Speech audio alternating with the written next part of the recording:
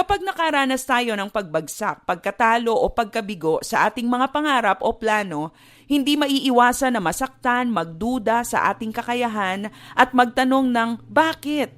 That's very normal. What do you do after failing? We get up and start again. Magandang araw, ako si Maloy Malibiran sa Lumbides para sa Pro Tips, partner mo sa inspiradong trabaho at negosyong umaasenso. Never ever wallow in self-pity and self-doubt. Ano ang mga dapat nating gawin para makabangon tayo muli? Una, accept the fact that falling and failing are a part of life's journey.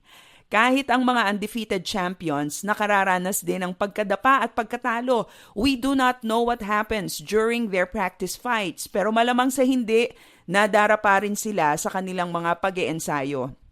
Some champions are able to maintain a no-loss record kasi hindi naman nila hinaharap ang lahat ng mga nais kumalaban sa kanila.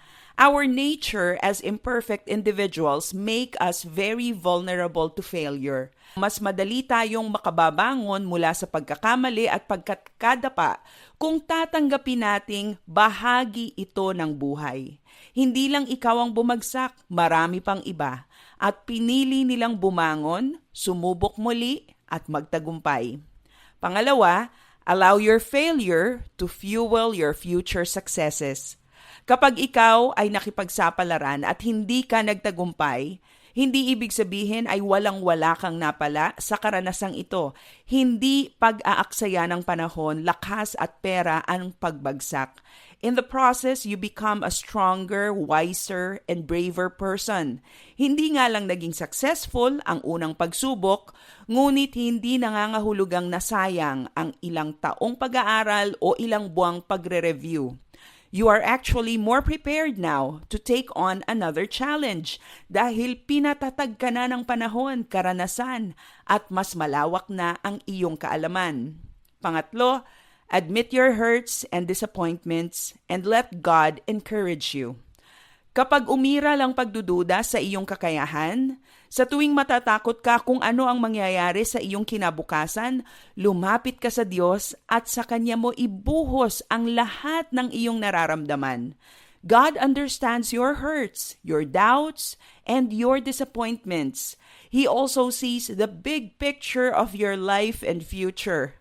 Kung hindi malinaw ang hinaharap para sa iyo dahil sa pagbagsak o pagkabigo, hang on to what the Word of God says. For I know the plans I have for you, declares the Lord, plans to prosper you and not to harm you, plans to give you hope and a future. Paano ka babangon muli buhat sa pagkakabagsak sa buhay, trabaho, negosyo o examination? Accept that failing is part of our journey. Allow your failure to fuel your future success and admit your hurts and let God encourage you. Para sa Pro Tips, ako si Maloy Malibiran sa Lumbides. Be a blessing in the workplace today.